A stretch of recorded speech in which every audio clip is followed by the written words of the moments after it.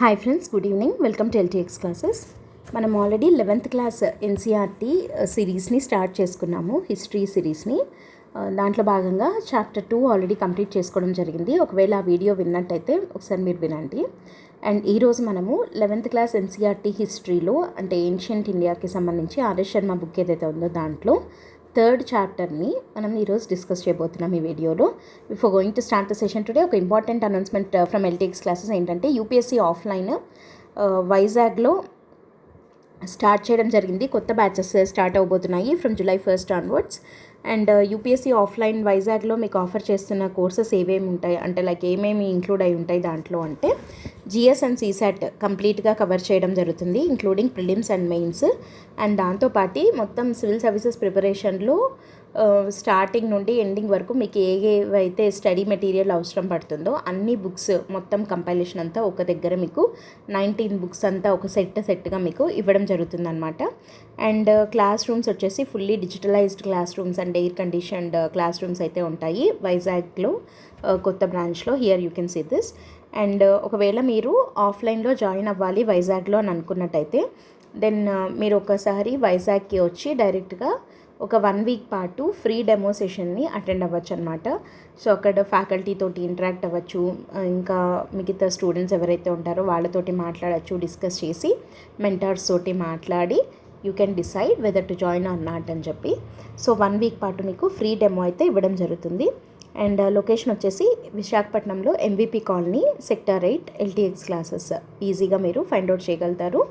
ఇంకా మీకు ఏదైనా డౌట్స్ ఉన్నా క్లారిఫికేషన్స్ కావాలనుకున్నా you can contact this number for more details. Okay, ఇది ఆఫ్లైన్ అయితే. ఒకవేళ మీరు వైజాగ్కి రాలేము అని అనుకున్నట్టయితే మీరు ఆన్లైన్లో క్లాసెస్ వినాలి అని అనుకున్నట్టయితే you can go with UPSC infinity programme. దీంట్లో వచ్చేసి live and recorded classes provide చేయడం జరుగుతుంది. That includes GS prelims and mains. తర్వాత ఎన్సీఆర్టీ ఫౌండేషన్ క్లాసెస్ కూడా ఇంక్లూడ్ అయి ఉంటాయి ఇందులోనే. And current affairs up to డేట్గా ఎవ్రీడే కరెంట్ అఫైర్స్ అప్డేషన్ అనేది ఉంటుంది. And also CSAT. అండ్ ఇవి కాకుండా మామూలుగా క్లాసెస్ సబ్జెక్ట్ కంప్లీషన్ వరకు మాత్రమే కాకుండా దిస్ కోర్స్ ఆల్సో ఇంక్లూడ్ ప్రిలిమ్స్కి test series programme and also మెయిన్స్కి ఆన్సర్ రైటింగ్ కూడా ఇందులోనే ఇంక్లూడ్ అయి ఉంటుందన్నమాట. And UPSC infinity online batches కూడా కొత్త బ్యాచెస్ July 1st నుండి స్టార్ట్ అవుతున్నాయి. అండ్ దీని ఫీ వచ్చేసి 60,000 రూపీస్. అండ్ ఇది మీరు అట్ ఎ టైం పే చేయాల్సిన అవసరం లేదు, పర్ మంత్ 5,000 రూపీస్ లాగా మీరు పే చేసుకోవచ్చు. అండ్ ఈ కోర్స్ మీకు లైఫ్ టైం వ్యాలిడిటీ తోటి ఇవ్వడం జరుగుతుందన్నమాట. ఓకే, సో దీనికి సంబంధించి మీకు ఏదైనా డౌట్స్ ఉన్నా కూడా you can contact this number or else you can download the app LTX classes or else you can go through the website ltxclasses.com for more details. Okay, so మనం ఈరోజు విషయానికి వస్తే ఆల్రెడీ మనము చాప్టర్ 2 డిస్కస్ చేయడం జరిగింది, the sources of ancient Indian history అని చెప్పి. అయితే ఈరోజు మనం ఏంటి అంటే 3rd chapter in RS Sharma book 11th class ఎన్సీఆర్టీలో ద జాగ్రఫికల్ సెట్టింగ్ అని చెప్పి ఉంది. ఇది ఒక చిన్న టాపికే బట్ ఇంపార్టెంట్. సో ఈ 3rd చాప్టర్ని మనము ఈరోజు డిస్కస్ చేద్దాం. Okay, the geographical setting. ఇక్కడ మనం యాక్చువల్గా మనం చదువుతున్నది ఏంటి, హిస్టరీ. బట్ ఇక్కడున్న టాపిక్ ఏంటి, ద జాగ్రఫికల్ సెట్టింగ్ అంటున్నాం. అంటే how is geography related to history. Geography అనేది ఒక కంట్రీ లేదా ఏదైనా, నాట్ జస్ట్ ఇండియా, ఏదైనా ఒక పర్టికులర్ ప్లేస్, అది ఇండియా అవ్వచ్చు ఇంకేదైనా కంట్రీ అవ్వచ్చు, దాని యొక్క జాగ్రఫీ దాని యొక్క హిస్టరీ తోటి ఎట్లా లింక్ అయి ఉంటుంది, ఎందుకు జాగ్రఫీ వల్ల హిస్టరీ అఫెక్ట్ అవుతుంది అని అంటున్నాము. Affect in the sense either in a good way or in a bad way, ఎట్లయినా అవ్వచ్చు. బట్ మొత్తానికి దాని మీద దీని ప్రభావం అయితే ఉంటుంది, ఖచ్చితంగా ఉంటుంది. అది ఎలా ఉంటుంది, ఇండియా మీద ఎలా ఉన్నింది అనేది మనం దాన్ని బట్టి డిస్కస్ చేద్దాం. Okay, so geographical setting. ఇక్కడ ఫస్ట్ మనము ఇండియన్ సబ్ కాంటినెంట్ అంటున్నాం. ఇండియన్ సబ్ కాంటినెంట్ దాని యొక్క స్కేల్ అండ్ స్ట్రాటజిక్ సిగ్నిఫికెన్స్ గురించి మాట్లాడుతున్నాం. ఇండియన్ సబ్ కాంటినెంట్ అంటే మనకి ఏమేమి ఇంక్లూడ్ అవుతాయి, ఇండియా, పాకిస్తాన్, బంగ్లాదేశ్, వీటిని కలుపుకుంటే ఇండియన్ సబ్ కాంటినెంట్ అంటాం కదా. సో యాక్చువల్గా ఇండియా ఎంత ఏరియా వచ్చేసి 4.2 million square kilometres. And modern composition ఏంటి ఇండియన్ సబ్ కాంటినెంట్ అంటే India, Pakistan and Bangladesh form the core civilizational unit of ancient India. So అప్పుడు అంటే ఒకప్పుడు దీని పాపులేషన్ అంటే మనకి ఆర్ఎస్ శర్మ బుక్ ప్రకారం మనకున్నటువంటి పాపులేషన్ ఇది బట్ ఇది అప్డేటెడ్ పాపులేషన్ కాదు. అప్డేటెడ్ది మీకు ఆల్రెడీ ఐడియా ఉండే ఉంటుంది. సో అప్డేటెడ్ పాపులేషన్ అక్కడ మీరు ఇంక్లూడ్ చేసుకోండి. అండ్ ఇక్కడ రకరకాల డైవర్సిటీని మనము చూస్తూ ఉంటాం ఇండియాలో. లైక్ ఎట్లా ఎంత డైవర్సిఫైడ్ ఇది ఉంటుంది కదా మనకి ఇండియాలో. Like for example if you take culture, or if you take geography, or if you take polity, or if you take language. So రకరకాల డైవర్సిటీని మనము ప్రతి ఒక్క విషయంలో మనము ఇండియాలో చూస్తూ ఉంటాం అనమాట. ఇక్కడ here I would like to quote Rabindranath Tagore garu ఒక మాట అంటారు ఇండియా గురించి చెప్తూ. ఏమంటారంటే, కోస్ కోస్ పర్ బదిలే పానీ, చార్ కోస్ పర్ బదిలే వాణి భారత్ మే అని అంటారనమాట. అంటే ఇండియాలో క్రోస్ దూరానికి వాటర్ మారుతూ ఉంటాయంట. 4 కోస్ పర్ బదిలే వాణి అంటే 4 క్రోస్ల దూరానికి ఒకసారి లాంగ్వేజ్, వాణి అంటే లాంగ్వేజ్ అనేది మారుతుంది. అంటే 1 క్రోస్ దూరానికే నీళ్లు మారుతాయి, 4 క్రోస్ల దూరానికి ఒకసారి భాష అనేది మారుతూ ఉంటుంది భారతదేశంలో అని చెప్పి the great poet Rabindranath Tagore garu చెప్పారనమాట. అంటే ఏంటి, 4 క్రోస్ల దూరానికి ఒకసారి లాంగ్వేజ్ మారుతుంది అని అంటే అర్థం ఏంటి అని అంటే, ఇండియాలో అన్ని రకాల లాంగ్వేజెస్ మాట్లాడే పీపుల్ ఉన్నారు. That means it shows the linguistic diversity of India. So ఇట్లాంటి కొటేషన్స్ ఏంటి అంటే మనం ఎస్సేస్లో అట్లాంటి చోట్ల వాడచ్చు. సో దానికి మనము రెడీగా మనకి ఈ కొటేషన్స్ అనేవి దొరకవు కదా. మరి ఎట్లా అంటే మనం అప్పుడప్పుడు బుక్స్ చదువుతూ ఉండాలన్నమాట. బుక్స్ చదవడం కానీ, లేదంటే ఎక్కువగా మనకి ఎడిటోరియల్స్ ఇట్లాంటి వాటిల్లో అక్కడక్కడ కొన్నిసార్లు కోట్ చేస్తూ ఉంటారు. సో అవి మంచిగా అనిపించినాయి, మనకి ఎగ్జామ్కి బాగా పనికొస్తుంది అని అనుకున్నప్పుడు వెంటనే ఈ కోట్స్ కోసం అని చెప్పి ఒక సపరేట్ బుక్ మెయింటైన్ చేస్తూ దాంట్లో మనము అది రాసుకుంటూ వచ్చామనుకోండి, అప్పుడప్పుడు మనం అది చూస్తూ ఉంటే లైక్ ఎక్కడన్నా ఇది సూట్ అవుతుంది అని అనుకున్నప్పుడు వెంటనే అది తీసి అక్కడ రాసేస్తే ఒక మంచి ఇంప్రెషన్ అనేది ఇవ్వగలుగుతాం అనమాట కరెక్షన్ చేసే ఎగ్జామినర్కి.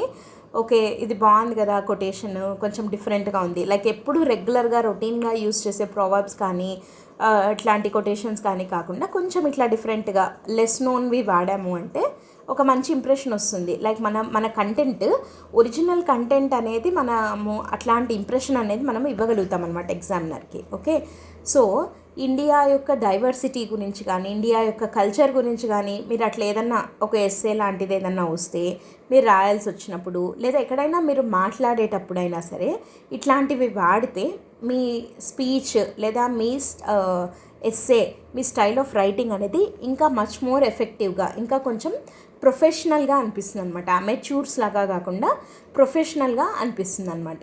ఓకే, సో ఇండియా యొక్క లింగ్విస్టిక్ డైవర్సిటీ గురించి చెప్తూ ఆయన ఆ మాట అన్నారనమాట. సో అంత డైవర్సిఫైడ్ కంట్రీ కదా ఇండియా అనేది. అండ్ ఇప్పుడు మనము జాగ్రఫీ అండ్ దాని లింక్ విత్ హిస్టరీ అనేది మనం ఇప్పుడు చూస్తున్నాం. ఒకసారి బ్యాక్ టు టాపిక్. ఇండియాలో ఇంటర్నల్ డైవర్సిటీ ఎంత ఉంది అని అంటే, స్టేట్స్ లైక్ బీహార్, ఇప్పుడు మనం ఇండియాలో బీహార్ తీసుకుంటే almost it is equal to England అనమాట. వెరాజ్ అంటే area wise. And Madhya Pradesh it is larger than many European nations. So it shows why India historically had regional kingdoms and not a single polity. So దీన్ని బట్టి మనకి ఏం తెలుస్తుంది, ఈ population డెన్సిటీని బట్టి, ఏరియాని బట్టి, వీటిని బట్టి ఓకే అంటే ఇవి ఒక్కొక్క కంట్రీ, ఒక్కొక్క స్టేట్ ఒక్కొక్క కంట్రీతో సమానంగా ఉన్నాయి ఆల్మోస్ట్గా కదా. సో కాబట్టి ఇవన్నీ ఒకప్పుడు వేరే వేరే వేరే కింగ్డమ్స్గా ఉన్నాయి. ఇప్పుడు మనము రకరకాల మహాజనపదాస్ చెప్పుకున్నాం కదా, అవంతి, మగధ, కోసల ఇట్లాంటివని చెప్పి. సో ఇట్లా ఎందుకు ఇన్ని రకాల రీజనల్ కింగ్డమ్స్గా ఎన్ని ఉన్నాయి. ఈవెన్ మనకు ఫ్రీడమ్ వచ్చే ముందు కూడా there are almost around approximately 350 to 360 princely states వరకు ఉన్నాయి కదా. ఎందుకు అన్ని రీజనల్ కింగ్డమ్స్ ఉన్నాయి అని అంటే అంత ఇంటర్నల్ డైవర్సిటీ ఉండింది. ఏ దానికది సపరేట్, దాని కల్చర్ దాందే, దాని కస్టమ్స్ దాందే, దాని ట్రెడిషన్స్ దానివే. సో ఒకటి ఇంకొక దాంతో కలిసిపోయి ఒకటే దానిగా ఆ హోమోజీనిటీ అనేది ఇండియాలో పాసిబుల్ అవ్వదు because of diversity, because of it's cultural diversity లేదా జాగ్రఫికల్ డైవర్సిటీ. ఆ జాగ్రఫికల్ డైవర్సిటీని బట్టి కూడా ఆ ప్రజల యొక్క కస్టమ్స్ ట్రెడిషన్స్ మారుతూ ఉంటాయి కదా. కోస్టల్ ఏరియాస్లో నివసించే వాళ్ళ even if you take food కూడా మారుతుంది. కోస్టల్ ఏరియాస్లో వాళ్ళు ఒక రకమైన ఫుడ్ కన్జ్యూమ్ చేస్తారు, ప్లాటూ రీజన్స్లో ఒక రకమైన ఫుడ్ ఉంటుంది, మౌంటైన్ రీజన్స్లో ఒక రకమైన ఫుడ్ని అక్కడ ఉన్న ప్రజలు కన్జ్యూమ్ చేస్తారు. వాళ్ళ అలవాట్లు అట్లే ఉంటాయి, వాళ్ళ పద్ధతులు అట్లే ఉంటాయి, వాళ్ళ లాంగ్వేజ్ వేరేగా ఉంటుంది కదా. సో ప్రతి ఒక్క దాంట్లో ఈ డిఫరెన్సెస్ అనేది మనము చూస్తూ ఉంటాము. ఈ డిఫరెన్సెస్ అన్నీ ఎందుకు వచ్చాయి అని అంటే what we intend to tell here is because of the geographical diversity. So ఇండియాలో అంత జాగ్రఫికల్ డైవర్సిటీ ఉంది కాబట్టి మిగతా రకాల డైవర్సిటీస్ కూడా వచ్చాయి దానివల్ల అని చెప్తున్నాం అనమాట. The size and diversity of India made political unification rare but regional civilization strong. So ఇక్కడ ఆ జాగ్రఫికల్ డైవర్సిటీ అని అన్నాం కదా, అసలు అంత జాగ్రఫికల్ డైవర్సిటీ ఏముంది, జాగ్రఫికల్ బౌండరీస్ ఏంటి ఇవి చూద్దాం. మనకందరికీ తెలిసిందే that India first of all ఇంకొక విషయం ఏంటి అంటే ఏదైనా మనము ఏదైనా ఒక క్వశ్చన్కి మనం మెయిన్స్లో ఆన్సర్ రైటింగ్ చేస్తున్నాము అని అంటే సింపుల్గా మ్యాప్ వేయగలగాలన్నమాట. Okay, so I'm not that good at drawing, ఇక్కడ జస్ట్ ఐఎమ్ షోయింగ్. ఇట్లా వేసేసి డెపిక్ట్ చేయగలిగితే బాగుంటుందన్నమాట. ఇట్లా సింపుల్గా ఇండియా ఇక్కడ సరిగా రాలేదు, బట్ మీరు ఇండియా మ్యాప్ని కొంచెం ప్రాక్టీస్ చేయండి. ఎంత వీలైతే అంత చిన్నగా అయినా సరే, జస్ట్ ఊరికే అట్లా. సపోజ్ ఫర్ ఎగ్జాంపుల్ ఇక్కడ హిమాలయాస్ గురించి చెప్తున్నాం, ఏదైనా క్వశ్చన్ వచ్చింది సిగ్నిఫికెన్స్ ఆఫ్ హిమాలయాస్, సింపుల్గా హిమాలయాస్ ఇక్కడ నుంచి స్టార్ట్ అయ్యి ఇక్కడ దాకా ఉంది కదా. సో ఇక్కడ ఒక చిన్న డ్రాయింగ్ అట్లీస్ట్ ఈ పార్ట్ వరకు మాత్రమే వేసినా కూడా సరిపోతుంది అనమాట.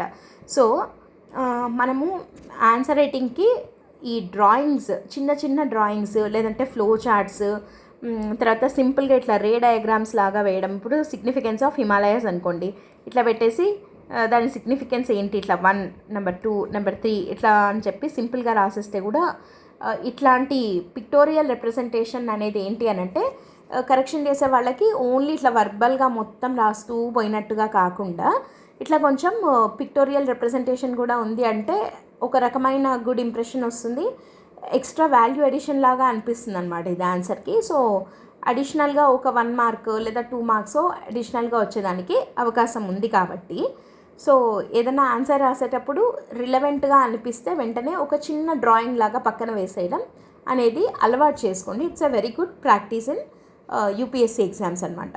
Okay, so India is bounded by Himalayas on the north అని మనకు తెలుసు.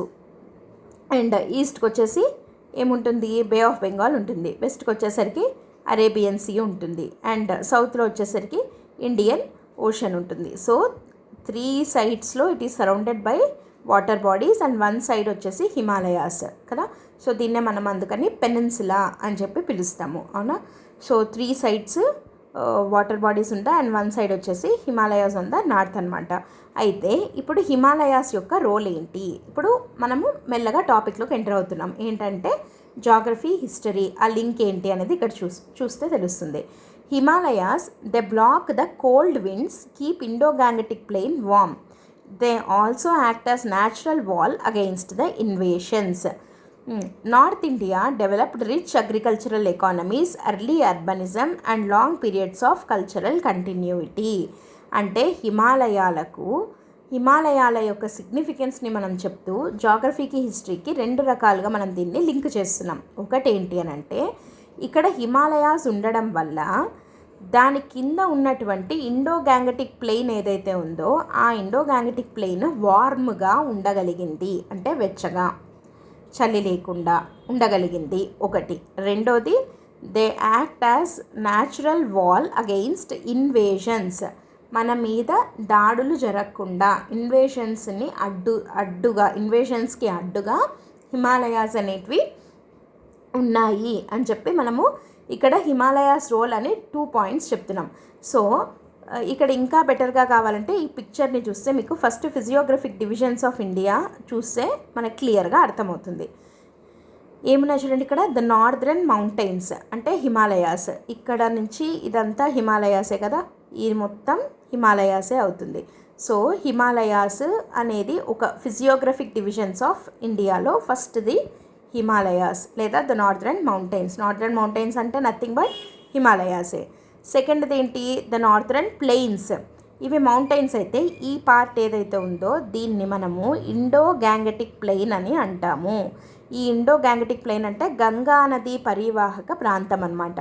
సో ఇది ప్లెయిన్, బాగా మంచి సాయిల్, బాగా కల్టివబుల్ ల్యాండ్ ఉన్నటువంటి ఏరియా ఇది ఇండో గ్యాంగటిక్ ప్లెయిన్.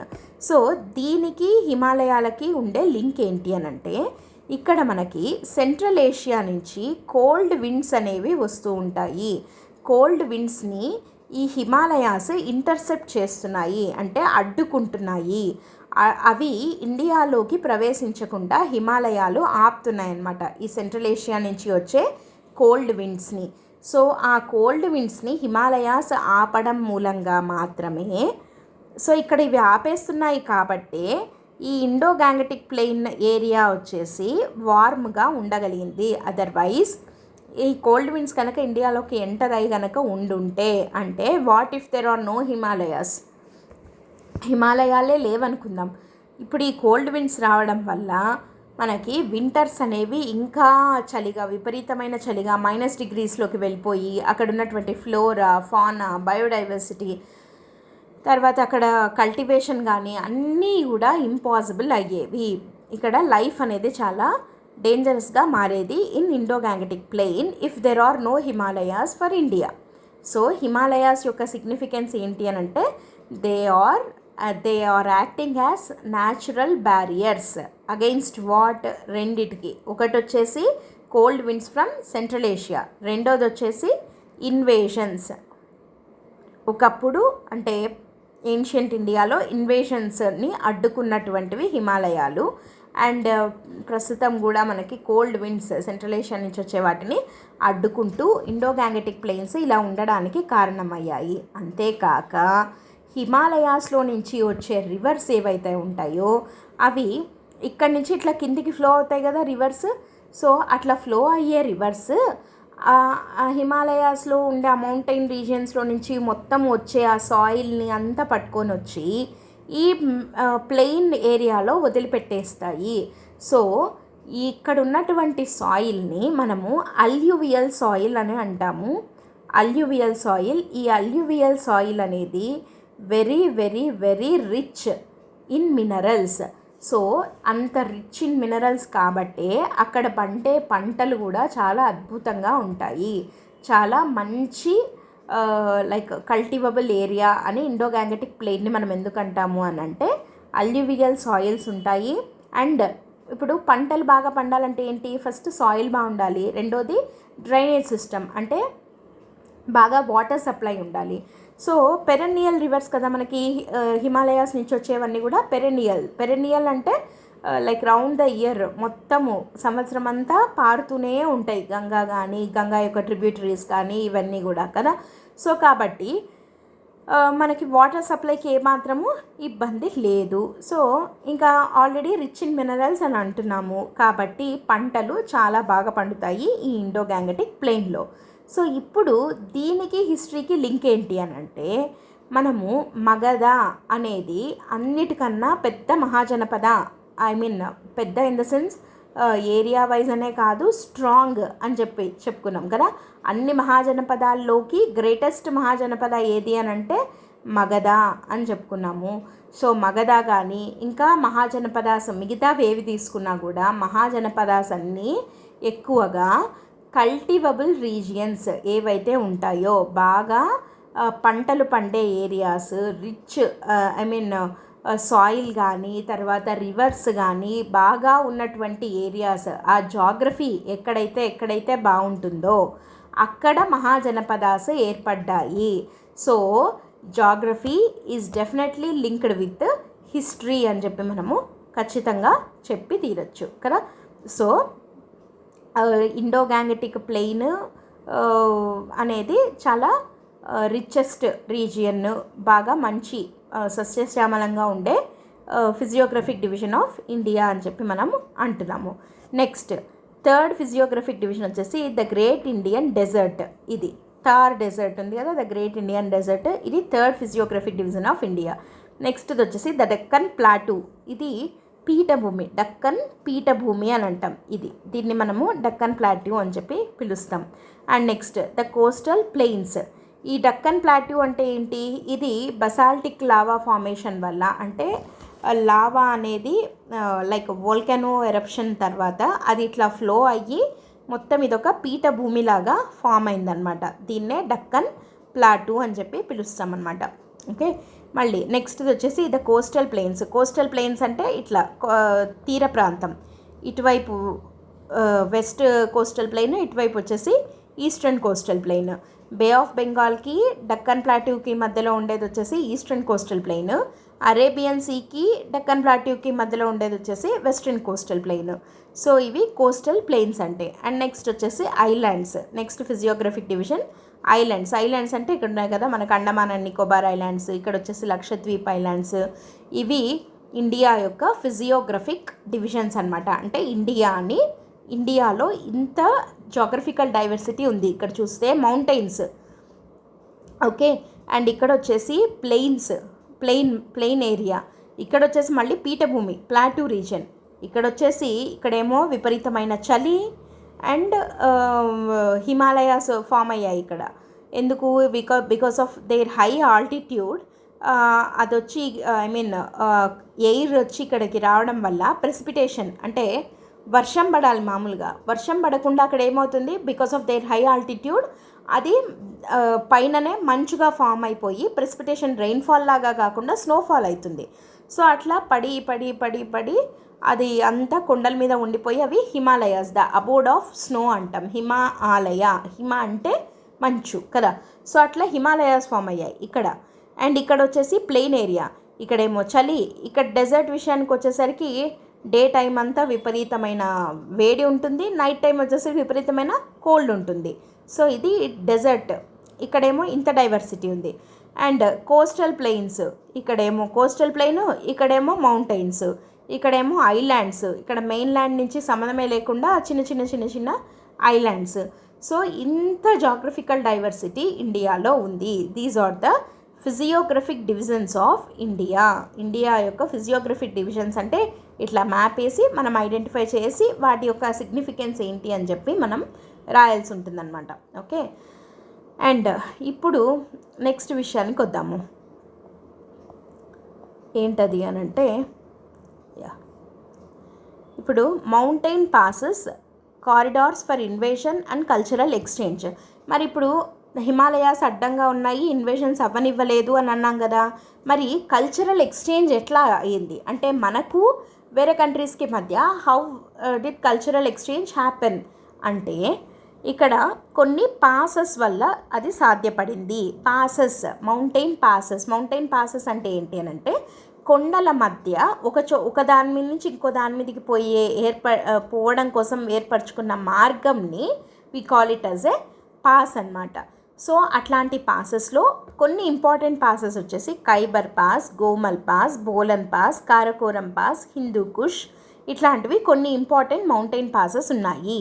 సో అవి ఇక్కడ ఆ పాస్ ఏంటి అండ్ అది ఆ పాసెస్ ఉన్నటువంటి మౌంటైన్ రేంజెస్ యొక్క పేర్లు ఇవి. ఓకే, అండ్ వాటి యొక్క సిగ్నిఫికెన్స్ ఏంటి, ఆ పాసెస్ యొక్క ఇంపార్టెన్స్ ఏంటి అనేది ఇక్కడ ఒక చిన్న టేబులర్ ఫార్మాట్లో ఉంది. Here you can see Khyber Pass అనేది సులేమాన్ మౌంటైన్ రేంజ్లో రెండు ఇంపార్టెంట్ పాసెస్ ఉన్నాయి. ఒకటి ఖైబర్ పాస్, రెండు గోమల్ పాస్. సో వీటి యొక్క సిగ్నిఫికెన్స్ ఏంటి అని అంటే, ఎంట్రీ ఆఫ్ ఆరియన్స్, సెంట్రల్ ఏషియా నుంచే కదా వీళ్ళు వచ్చారు, ఆర్యన్ ఇన్వేషన్ జరిగింది ఇండస్ వ్యాలీ మీద అని చెప్పుకున్నాము. ఇండస్ వ్యాలీ సివిలైజేషన్ ఎండ్ అయింది బికాజ్ ఆఫ్ అడ్వెంట్ ఆఫ్ ఆరియన్స్ అని కూడా ఒక రీజన్ అంటారు అని చెప్పుకున్నాం కదా. సో ఆ ఆరియన్స్ ఎక్కడి నుంచి వచ్చారు? సెంట్రల్ ఏషియా నుంచి. గ్రీక్స్ కానీ టుర్క్స్ కానీ వీళ్ళందరూ, ఆరియన్స్ కానీ వీళ్ళందరూ సెంట్రల్ ఏషియా నుంచి ఇండియాలోకి ఎలా ఎంటర్ అయ్యారు అంటే త్రూ ఖైబర్ పాస్. అది ఒకసారి here you can see the Khyber Pass, ఇక్కడ ఉంది చూడండి. సో ఇది ఖైబర్ పాస్. ఈ ఖైబర్ పాస్, ఇక్కడ గోమల్ పాస్ ఉంది కదా. సో ఈ మౌంటైన్ రేంజ్ని సులేమాన్ మౌంటైన్ రేంజ్ అని అంటారు. ఇక్కడ ఉన్నవన్నీ ఇంపార్టెంట్ పాసెస్, హిమాలయాస్లో ఉన్నటువంటి పాసెస్ అనమాట. కారకోరం పాస్, తర్వాత ఇక్కడ ఉంది కదా ఇదేంటి Zojila pass, Khardungla, Pir Panjal, Banihal pass, Rohtang pass, Baralacha, Pensila, Khardungla, Changla, ఇవన్నీ షిప్కిలా, ఇవి వెరీ వెరీ ఇంపార్టెంట్ పాసెస్ అనమాట ఇవి. సో మనకి నార్త్ వెస్ట్ నుంచి ఇండియాలోకి ఎంటర్ అయ్యారు ఈ ఆర్యులు కానీ, గ్రీక్స్ కానీ, టుర్క్స్ కానీ వీళ్ళందరూ. సో త్రూ విచ్ పాస్ అంటే Khyber pass they entered into India అనమాట. సో ఇది ఖైబర్ పాస్ అంటే. ఇవి ఉన్నది కూడా హిమాలయాస్లోనే కదా. సో హిమాలయాస్లో ఉన్నటువంటి ఖైబర్ పాస్ ద్వారా వీళ్ళు ఎంటర్ అయ్యారు. అండ్ బోలాన్ పాస్, ఇది ఇండో ఇరాన్ ఇంటరాక్షన్. ఇరాన్ వాళ్ళు ఇండియాకి వచ్చిండేది through Bolan pass. Karakoram pass వచ్చేసి సిల్క్ రూట్, కారకోరం రేంజ్లో నుంచే కదా silk route. Present day BRI అంటున్నాం, బెల్ట్ అండ్ రోడ్ ఇనిషియేటివ్ కూడా కారకోరం రేంజ్లోనే వెళ్తుంది. అండ్ హిందూకుష్ మౌంటైన్స్, ఇవి వెస్ట్రన్ హిమాలయాస్ని హిందూకుష్ మౌంటైన్స్ అని చెప్పి పిలుస్తామన్నమాట. సో ఈ మౌంటైన్ పాసెస్ అనేవి కూడా అంటే ఇది మౌంటైన్ పాసెస్ అనేది జాగ్రఫీ కిందకే వస్తుంది. బట్ దీనికి హిస్టరీకి లింక్ ఏంటి అని అంటే ఆర్యులు కానీ, గ్రీక్స్ కానీ, టుర్క్స్ కానీ, తర్వాత సిల్క్ రూట్ అంటే అప్పుడు ఆ కాలంలో జరిగిన ట్రేడ్ కానీ, లేదా ఇరాన్తో ఇండియాకు ఉన్నటువంటి ఇంట్రాక్షన్ కానీ, అంటే ఈ కల్చరల్ ఎక్స్చేంజెస్ అన్నీ happened because of this geographical setting that is mountain passes. Okay, so ఈ పాసెస్ అనేవి ఇట్ ఎనేబుల్డ్ 2-way మూమెంట్. 2 రకాలుగా ఇవి హెల్ప్ అయ్యాయి. ఒకటి ఇన్వేషన్స్కి, రెండోది వచ్చేసి ట్రేడ్ అండ్ ఐడియాస్కి. అంటే బుద్ధిజం స్ప్రెడ్ అవ్వడానికి కానీ, తర్వాత గ్రీక్ ఇన్ఫ్లుయెన్స్ మన ఆర్ట్ మీద ఉంది కదా, గాంధార ఆర్ట్ అంటాము. మనకి 3 types ఆఫ్ ఆర్ట్ స్కూల్స్ అనేవి ఫేమస్ అనమాట. ఒకటి వచ్చేసి గాంధార స్కూల్ ఆఫ్ ఆర్ట్, రెండోది వచ్చేసి మధురా స్కూల్ ఆఫ్ ఆర్ట్, రెండోది Amaravati school of art. So వీటిల్లో గాంధార స్కూల్ ఆఫ్ ఆర్ట్ మీద మొత్తం మనకి గ్రీక్ ఇన్ఫ్లుయెన్సే కనపడుతుంది. Okay, so Indo Greek architecture, Indo Greek sculpture అనేది ఫామ్ అయిందనమాట ఈ గాంధారాతో. సో వాళ్ళ మీద గ్రీక్ ఇన్ఫ్లుయెన్స్ చాలా ఎక్కువగా ఉంటుందన్నమాట. సో బుద్ధిజం స్ప్రెడ్కి కానీ, ఇట్లా ఆర్ట్ అండ్ కల్చర్ ఇంపాక్ట్ అవ్వడానికి కానీ ఈ పాసెస్ అనేవి హెల్ప్ అయ్యాయి. సో ఇట్లా అఫెక్ట్ అయ్యాయి, హెల్ప్ అనొచ్చు లేదంటే అఫెక్ట్ అయ్యాయి అని చెప్పి మనం చెప్పచ్చు అనమాట. సో వీటి పాసెస్ అవి ఎక్కడున్నాయి అండ్ వాటి యొక్క హిస్టారికల్ రోల్ ఏంటి అంటే, లైక్ ఇందాక చెప్పుకున్నాం కదా, advent of ఆరియన్స్ happened through which pass, Khyber pass అట్లా. సో ఇట్లా క్వశ్చన్స్ వీటి మీద ప్రిలిమ్స్లో అడిగారు ఇంతకుముందు, అండ్ అలాగే అడిగేదానికి కూడా అవకాశం ఉంది. Next, Himalayan valleys as cultural transmission zones. హిమాలయాస్లో ఉన్నటువంటి వ్యాలీస్, ఇందాక మనము పాసెస్ ఫస్ట్ మనం హిమాలయాస్ చూసాము, ఆ తర్వాత హిమాలయాస్లో ఉండే పాసెస్ ఎట్లా హెల్ప్ అయ్యాయి, కల్చర్ని, హిస్టరీని అఫెక్ట్ చేశాయి అని చూసాము. ఇప్పుడు వచ్చేసి వ్యాలీస్ చూద్దాం. ఫస్ట్ వచ్చేసి Kashmir valley. So Kashmir valley is though it is surrounded by the mountains, it is accessible via passes ద్వారా కాశ్మీర్ వ్యాలీని మనం యాక్సెస్ చేయొచ్చు. అండ్ ఇది ఒక డిస్టింక్ట్ కల్చరల్ ఐడెంటిటీ కదా. అండ్ దీంట్లో చాలా సాంస్క్రిట్ మాన్యూస్క్రిప్ట్స్ అనేవి దొరికాయి. And it is also a centre for Shaivism and Sufism. Kashmir valley అనేది సైవిజంకి, సూఫీజంకి చాలా మంచి సెంటర్. అండ్ దాంతోపాటు కాశ్మీర్ వ్యాలీలో చాలా సాంస్క్రిట్ మాన్యూస్క్రిప్ట్స్, అంటే మాన్యూస్క్రిప్ట్స్ అంటే ఏంటి అని అంటే తాళపత్ర గ్రంథాలు అట్లా అంటాం కదా. సో అట్లాంటివి మనకి చాలా దొరికాయి అన్నమాట. And next Nepal valley. Nepal valley is linked to Gangetic plains and linked to Gangetic plains through mountain routes. So Nepal వ్యాలీకి గ్యాంగటిక్ ప్లెయిన్స్కి లింక్ ఉంది. And it is also centre for Sanskrit learning and Buddhist activity చాలా ఎక్కువ నేపాల్ వ్యాలీలో. సో ఇండియాకి టిబెట్కి మనకి దలైలామా విషయం కానీ ఇట్లా ఏదైనా సరే ఇండియా టిబెట్ మధ్య రిలేషన్స్లో నేపాల్ వ్యాలీ అనేది it plays a very key role అనమాట. నెక్స్ట్ వచ్చేసి పామిర్ ప్లాట్యూ. పామిర్ ప్లాట్యూ అనేది it is a transmission route for Buddhism into Central Asia. Central ఏషియాకి ఇండియా నుంచి బుద్ధిజం ఎట్లా స్ప్రెడ్ అయింది అంటే through Pamir plateau. Here you can see Tibetan plateau. ఇది ఇందాక నేపాల్ వ్యాలీ అని చెప్పుకున్నాం కదా. సో దీనికి టిబెట్కి ఇండియాకి మధ్యలో Nepal valley key role play Nepal valley key role play చేస్తే, ఈ పామిర్ ప్లాట్యూ వచ్చేసి దీని గుండా సెంట్రల్ ఏషియాకి బుద్ధిజం అనేది స్ప్రెడ్ అయిందనమాట through Pamir plateau. So geography again it is impacting the history and culture. Next, foothills and early settlements. Foothills and early settlements అంటే ఏంటి? The foot hills of the Himalayas were cleared and settled earlier than dense forested alluvial plains. ఇంతకు like foot hills of the హిమాలయాస్లో ఎక్కువగా సెటిల్మెంట్స్ని మనము చూడొచ్చు. Earliest agricultural settlements and trade routes followed the Terai belt. So Terai region ఉంది కదా, అక్కడే మనం ఎక్కువగా ఎర్లీ సెటిల్మెంట్స్ని మనము చూస్తూ ఉంటాము. ఎందుకంటే అక్కడ ఎక్కువగా క్లియర్ చేసేసి ఆ ఫారెస్ట్ వీటినన్నిటిని క్లియర్ చేసేసి అక్కడ ఎక్కువగా జనాలు స్థిర నివాసాలు ఏర్పరచుకొని కల్టివేషన్ కానీ ఏదైనా చేస్తూ అక్కడ లైక్ గ్రూప్స్గా ఫామ్ అయ్యి అక్కడ కింగ్డమ్స్ని వీటిని ఏర్పరచుకోవడం జరిగిందనమాట. 6th century BCలో the rise of Mahajanapadas and urban settlements in these zones దీనికి ఒక బెస్ట్ ఎగ్జాంపుల్ కింద మనము చెప్పచ్చు. Next river basins. ఇప్పుడు రివర్స్కి స్ప్రెడ్ ఆఫ్ కల్చర్కి ఉన్నటువంటి లింక్ ఏంటి అని చూద్దాం. ఫస్ట్ ఏం చూసాం మనము? హిమాలయాస్ స్ప్రెడ్ ఆఫ్ కల్చర్ లేదా హిస్టరీని ఎట్లా ఎఫెక్ట్ చేస్తున్నాయని చూసాం. రెండోది ఏం చూసాము? Important passes of Himalayas and అవి కల్చరల్ ఎక్స్చేంజ్కి ఎట్లా హెల్ప్ అయ్యాయి అని చూసాం. థర్డ్ది ఏం చూసాము?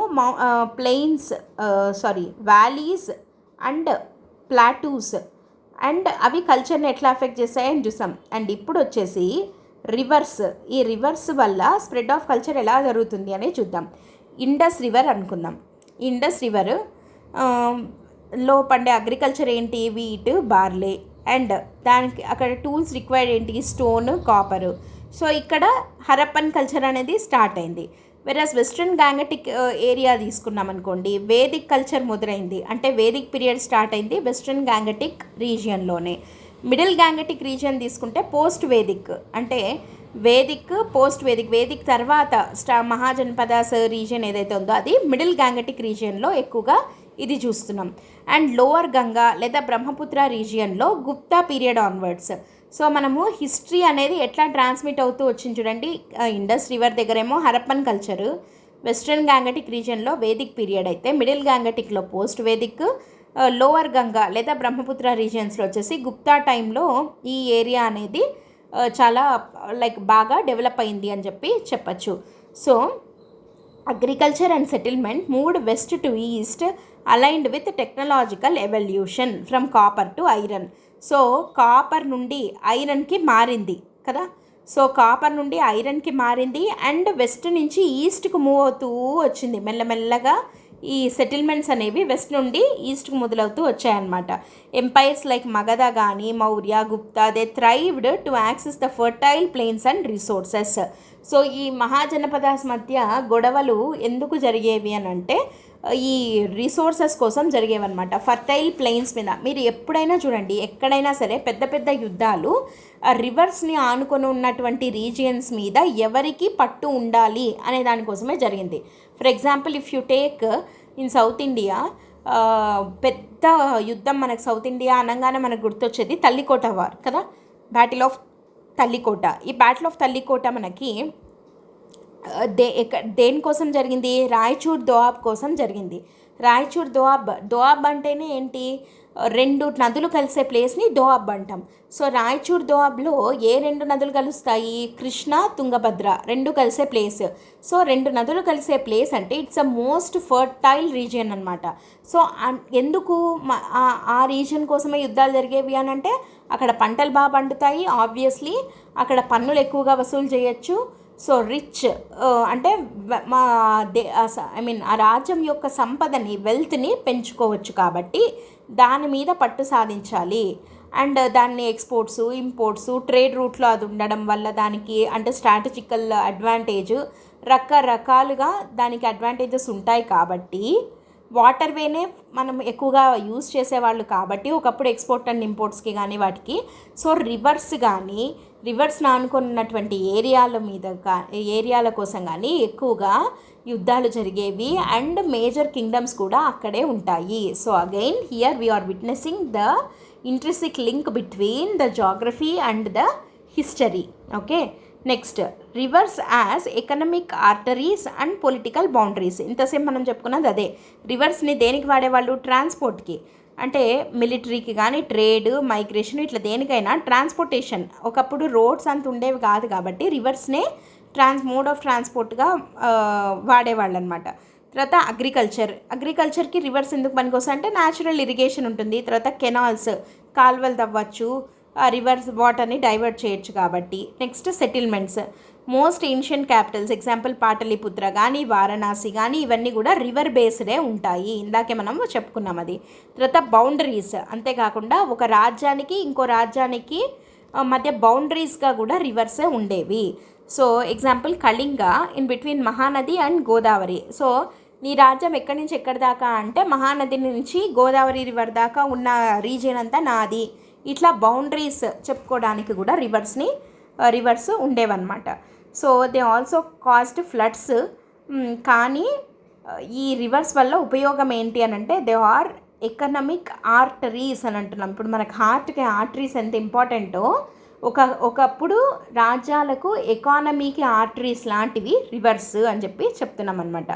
Next peninsular regions and historical zones. Peninsular ఇండియాకు వస్తే ఈస్టర్న్ ఇండియాలో చూస్తే కళింగ, ఇందాక చెప్పుకున్న మహానది గోదావరికి మధ్యలో ఉంటుంది ఇది అని.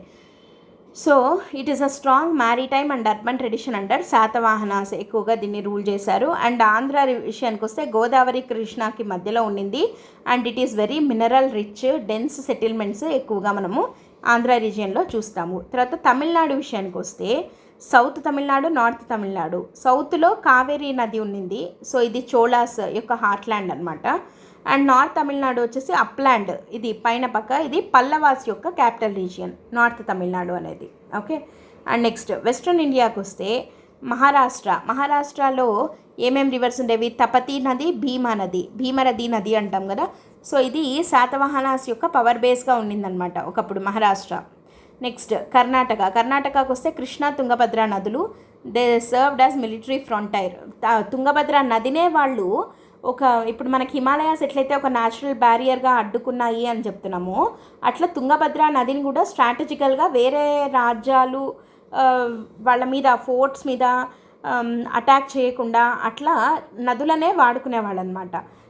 ఇంకా చెప్పాలంటే మీరు ఒకసారి ఫోర్ట్స్ కన్స్ట్రక్షన్ ఎక్కడైనా చూడండి, ఏ పెద్ద పెద్ద కోటలు ఏమైనా కానీ ఒక చెరువు ఒడ్డున కానీ అట్లీస్ట్ ఒక చెరువు ఒడ్డున లేదంటే నది ఒడ్డుననే ఉంటాయి. ఎందుకంటే వాటిని ఒకవేళ నదులు లేవనుకోండి, మనకి ఫోర్ట్స్ని ఏమంటారంటే దుర్గం అంటాం తెలుగులో.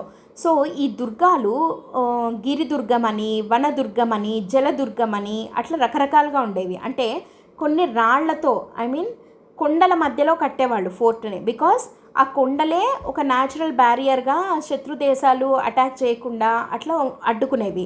కొన్ని వనదుర్గాలు అంటారు, అంటే అడవి మధ్యలో కట్టేవాళ్ళు ప్రొటెక్షన్ కోసం. కొన్ని జలదుర్గాలు అంటాము. ఈ జలదుర్గాలే మోస్ట్ ఫేమస్ అన్నమాట. ఎక్కువగా జలదుర్గాలే ఉంటాయి, ఎందుకంటే చుట్టూరా నీళ్ళు ఉంటాయి, అంటే ప్రొటెక్షన్ కోసము. మధ్యలో కోట కట్టారు అని అంటే లైక్ ఏదైనా సడన్ అటాక్ ఏదైనా జరిగినా ప్రొటెక్ట్ చేసుకోవడానికి వీలుగా ఉండేలాగా ఈ జలదుర్గాలను ఎక్కువగా కన్స్ట్రక్ట్ చేసేవాళ్ళు అనమాట. ఇంకా ఒకవేళ వాటర్ లేవనుకోండి న్యాచురల్గా, కొన్ని అదే పనిగా ఫోర్ట్ చుట్టూరా కబంధం అని అనేవాళ్ళు అనమాట. కబంధం అంటే ఏంటంటే ఫోర్ట్ చుట్టూరా ఒక పెద్ద సైజు కాలువలాగా ఉండేది. అండ్ అందులో వాటర్ని వదిలి ఆ వాటర్లో అదే పనిగా మొసళ్ళను వదిలేవాళ్ళంట, క్రొకడైల్స్ని. బికాస్ ఎవరన్నా వచ్చినా అవి అటాక్ చేసేలాగా అట్లా. ఓకే. సో వాటిని కబంధాలు అని చెప్పి పిలిచేవాళ్ళు అనమాట. సో జాగ్రఫీ అనేది అంత కీ రోల్ ప్లే చేస్తుంది. లైక్ ఒక కింగ్డమ్ డెవలప్ అవ్వడంలో కానీ, దాన్ని అది ప్రొటెక్ట్ చేసుకోవడంలో కానీ, దాని కల్చర్లో కానీ, ప్రతి ఒక్క దాంట్లో. Okay. And next deserts, plateaus and transitional zones. Thar desert మనకి తెలిసిందే. లైక్ థార్ డెజర్ట్ దాని యొక్క జాగ్రఫీ వల్ల ఇది స్పార్స్ సెటిల్మెంట్, కొంచెం తక్కువగా జనాలు ఉంటారు అక్కడ, లైక్ డెన్సిటీ తక్కువ ఉంటుంది. అండ్ ఇది దేనికి హెల్ప్ అయ్యేది అని అంటే ట్రేడింగ్కి హెల్ప్ అయ్యేది వయా క్యామెల్ రూట్. అండ్ తర్వాత గుజరాత్ విషయానికి వస్తే ఫర్టైల్ ప్లేన్స్ ఉంటాయి గుజరాత్లో. అండ్ ఇక్కడ కోస్ట్ లైన్ కూడా ఎక్కువే కాబట్టి ఈ గుజరాత్ అనేది అరబ్స్తో, రోమన్స్తో ట్రేడ్లో చాలా కీ రోల్ ప్లే చేయడం జరిగింది. If you take history, because of it's geography ఇది ట్రేడింగ్లో చాలా కీ రోల్ ప్లే చేస్తుంది అనమాట గుజరాత్ అనేది. తర్వాత మాల్వా ప్లాట్యూ మధ్యప్రదేశ్లో, ఇది ఫర్టైల్ రీజియన్. అండ్ ఇది నార్త్ సౌత్ని పవర్ బ్యాలెన్స్ చేయడంలో చాలా కీ రోల్ ప్లే చేస్తుంది. అండ్ ఈ మాల్వా ప్లాట్యూ కోసము గుప్తాస్, శాతవాహనాస్, మరాఠాస్ వీళ్ళందరూ చాలా పోరాటాలు, యుద్ధాలు చేయడం జరిగింది. అది తర్వాత క్లాసెస్లో మనకి తెలుస్తుంది. నెక్స్ట్ ఇప్పుడు వింధ్య పర్వతాలు ఉన్నాయి కదా, ఈ వింధ్య పర్వతాలు మనకి ఎగ్జాక్ట్గా మధ్యలో వస్తాయి కదా. ఇప్పుడు ఇది ఇండియా ఇట్లా ఉంటే, ఇండియా ఇట్లా ఉంది అని అంటే వింధ్యాస్ ఇట్లా వస్తాయన్నమాట మనకి ఎగ్జాక్ట్గా హాఫ్లో. అంటే నార్త్ను సౌత్ను డివైడ్ చేసేవి వింధ్యాస్ అని అంటారు. సో ఇప్పుడు వింధ్యాస్ అనేవి డివైడరా, కనెక్టరా, నార్త్ను సౌత్ను కలిపాయా, విడదీసాయా అంటే it separates Aryan north and Dravidian south. నార్త్ని ఆర్యన్ నార్త్, ఆర్యన్ ఇది రీజియన్ అంటాము. సౌత్ని ఏమంటాం మనము, ద్రవిడ దేశం అంటాం కదా. సో ఈ రెండింటిని కనెక్ట్ చేసిందా, విడదీసిందా అని అంటే ఇక్కడ రెండు రకాలుగా మనం చెప్పచ్చు. ఓకే, సో దీనివల్ల ఒక డిఫరెంట్ కల్చర్ మనం నార్త్లో సౌత్లో మనము చూస్తాము because of this Vindhyan mountains అని చెప్పచ్చు. అండ్ చాలా రిలీజియస్ మూమెంట్స్ జరిగాయి, మిలిటరీ క్యాంపెయిన్స్ జరిగాయి, trade and migration. It allowed migration, it allowed trade. So కాబట్టి ఇది కనెక్టర్ అనొచ్చు. But because of it's diversity, cultural పరంగా కానీ లాంగ్వేజ్ పరంగా కానీ, సో అట్లా చూసినప్పుడు ఇట్స్ ఎ డివైడర్ అని కూడా మనము చెప్పచ్చు అనమాట. సో ఇది it created a composite cultural identity that blended language, art and rituals అని చెప్పి చెప్పచ్చు. సో వింధ్యన్ మౌంటైన్స్ అనేవి కనెక్టరా, డివైడరా అంటే రెండు, ఒక రకంగా కనెక్టర్, ఒక రకంగా డివైడర్ అని చెప్పి చెప్పచ్చు అనమాట. నెక్స్ట్ రిసోర్సెస్ అంటే strategic importance. Iron, lead, silver, gold, gems ఇట్లాంటి మినరల్స్ ఏ రీజియన్స్లో ఉంటాయి అని చెప్పి ఇక్కడ క్లియర్గా చెప్పడం జరిగింది. అండ్ వాటి యొక్క హిస్టారిక్ రోల్. ఐరన్ వచ్చేసి మగధ, శాతవాహనాస్ లాంటి పెద్ద పెద్ద కింగ్డమ్స్ ఐరన్ ఎక్కడైతే అవైలబుల్గా ఉన్నాయో ఆ రీజియన్లోనే రావడం జరిగింది. అండ్ లెడ్ వచ్చేసి శాతవాహన వాళ్ళ కాయిన్స్కి వాడుకోవడం జరిగింది. సిల్వరు, గోల్డ్ ఇవి కూడా కాయిన్స్కి ఎక్కువగా యూజ్ చేశారు. అండ్ జెమ్స్ని ఎక్స్పోర్ట్స్ చేయడం జరిగింది మనము ఎవరికి అంటే రోమన్ ఎంపైర్కి. ఓకే, సో ఫైనల్గా మనం ఏం చెప్తున్నాము అంటే geography is a determinant of Indian history అని చెప్పి చెప్తున్నాము. ఇండియా యొక్క జాగ్రఫీ ఏమేమి ఎక్స్ప్లెయిన్ చేస్తుంది? The early rise of agriculture and urbanization ఎట్లా జరిగింది అనేది కూడా చెప్తుంది geography. And it is diverse but interconnected cultural zones ఉన్నాయి అని చెప్పి తెలుస్తుంది. అండ్ హౌ ట్రేడ్ ఎక్స్పాండెడ్ అని తెలుస్తుంది. అండ్ కొన్ని రీజన్సే ఎందుకు పవర్ సెంటర్స్గా మారాయి, వైల్ అదర్ రిమైండ్ పెరిఫరల్, ఎందుకు మిగతావి అవ్వలేకపోయాయి, కొన్ని మాత్రమే ఎందుకు అయ్యాయి అని చెప్పి చెప్తున్నాం అన్నమాట మనము. Okay, so here are 2 questions for mains. How did physical geography influence the emergence and expansion of ancient Indian civilizations అని చెప్పి ఒక క్వశ్చన్. అండ్ సెకండ్ క్వశ్చన్ వచ్చేసి discuss the role of geography in shaping India's trade, cultural interactions and political boundaries in ancient times. So ఇవి రెండు ఈ particular chapter మీద ఒకవేళ మెయిన్స్కి క్వశ్చన్ రాగలిగితే ఇలా రావచ్చు. So try answering these questions.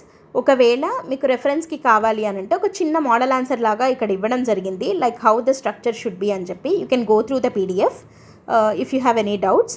And ఇక్కడ కొన్ని రివిజన్ పాయింటర్స్ని కూడా ప్రొవైడ్ చేయడం జరిగింది, you can also go through it.